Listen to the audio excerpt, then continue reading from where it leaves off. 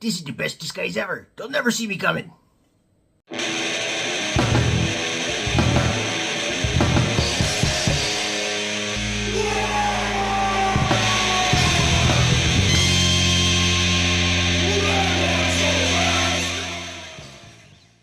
Wow! Welcome back to the Rebels Go Faster. Old Big Mek here, and yes, we are talking about the original OG Commandos.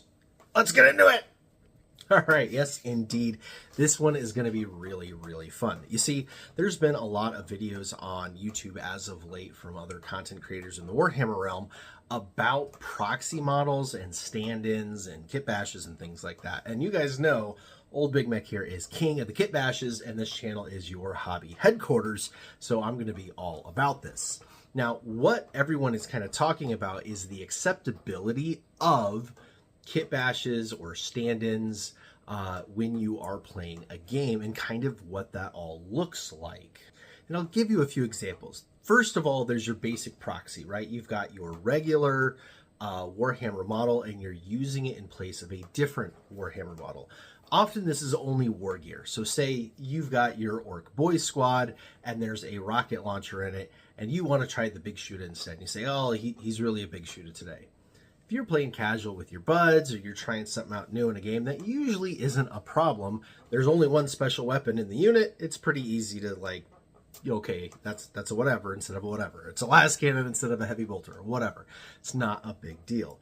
Then you get into the kind of harder things where people are doing things like, well, this, Terminator squad over here, actually my Mega Knobs, but they haven't actually converted anything or done anything. And again, if you're playing a casual game with your buds and you're trying out a new unit before, like, going to spend all the money on it or something like that, right? You talk about it beforehand.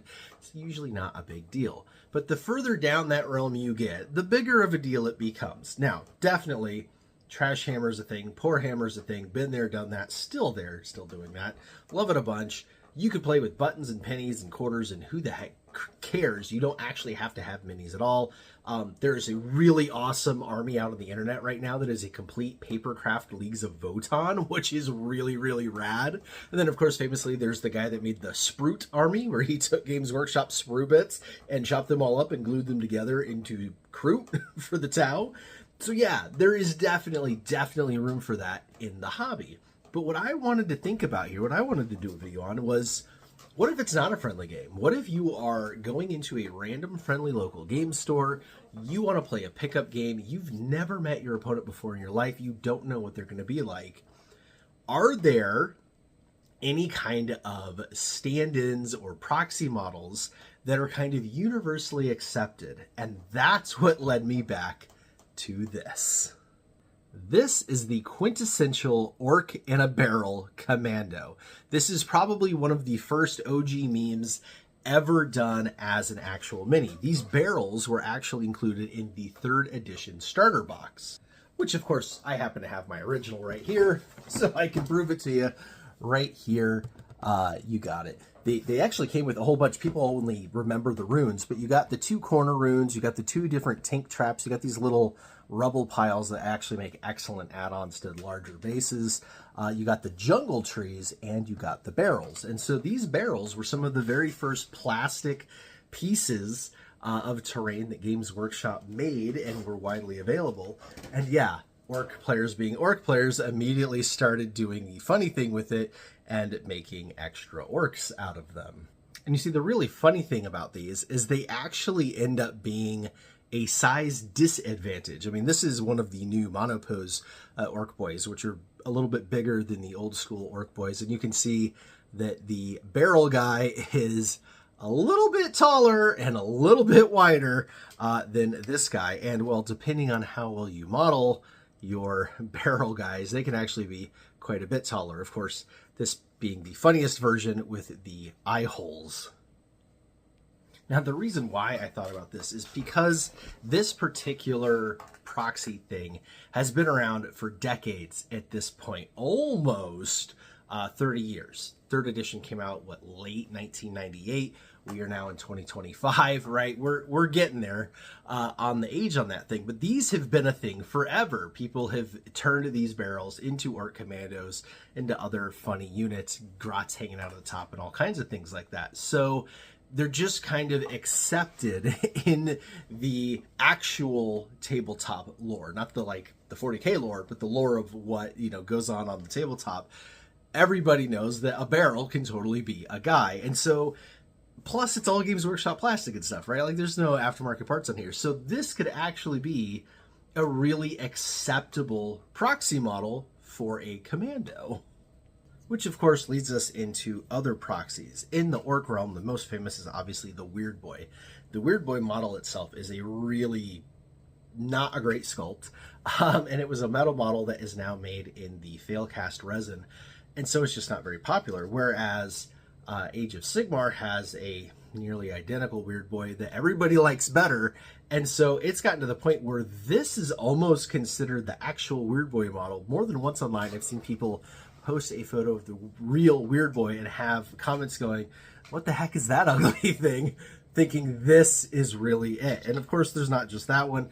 There's also the one from Underworlds and the one from Age of Sigmar. Actually, I think this guy's Warcry. I'm not sure. But these are the big three, basically, of Weird Boy proxies that everybody kind of uses instead of the real Weird Boy. Which brings me to Imperial Guard and this guy right here, the Lord Solar. This is a proxy for the really old Lord Solar, but what people are doing nowadays is proxying the new Lord Solar that's on the horse. Of course, we all know the real Lord Solar is the horse. The guy on the back means nothing, but what people are doing are proxying other horse riders, or more commonly, not even horses at all, just making a great big thing like a Salamander command tank or something like that to have the Lord Solar guy in it, rather than being a horse, because they just don't like the random kind of Age of Sigmar horse.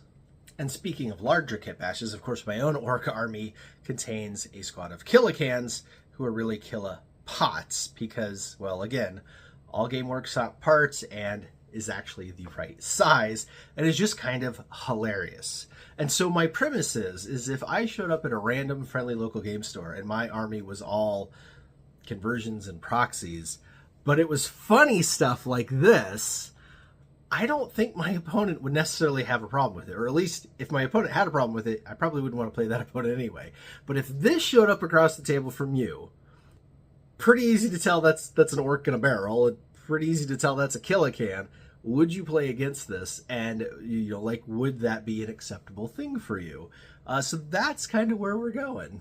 Now, obviously, it's 2025. We're in the age of 3D printing. People can show up with entire 3D printed armies that look as good, if not better, than the real thing. They can be really hard to tell that they're proxies or stand-ins or anything like that.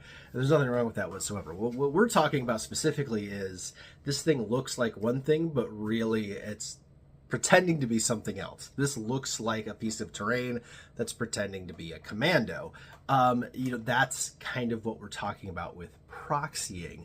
If you 3D print a commando and it's just a different sculpt, it's a commando. Anybody's going to look at it and know what it is. If you 3D print a Lord Solar that's on a four-legged, six-legged horse, whatever, it's going to be fine. It's a thing. Ooh, Minotaur would be kind of cool, like an Ogren style. Stop it, bad. You do enough conversions.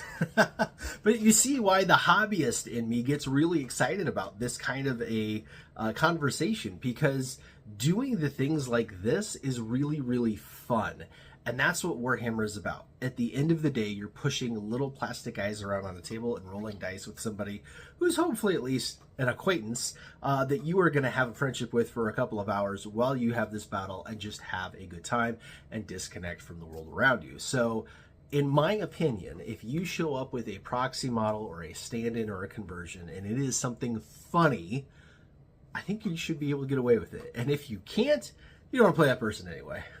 Now, there is one specific funny proxy stand-in, whatever, real model left that I do not have that is my absolute grail at the moment, and that is the second edition launch box. While I started playing in second, I was too late for the launch box and never got my hands on it, and the second edition launch box had orcs in it, and the Orc Dreadnought was famously a cardboard cutout. That is still a legal model to this day, and there are a number of guys online that have taken that sweet, sweet cardboard cutout and built a whole framework behind it, usually with a bunch of grots and stotlings on it and stuff, as they push it across the battlefield to pretend to be a Death Dread, and it's full of holes and bullet holes and whatnot. And I think that that is just so honking hilarious and so on point for both orcs and, again, the real-life tabletop lore of being the only cardboard cutout model that was ever an official model. I really want to get that. I found files online to like print your own. It's not the same. I want a real one. I want one that's got the perforated edges on it from punching it out of the board. And one day I will add that to my hilarity collection.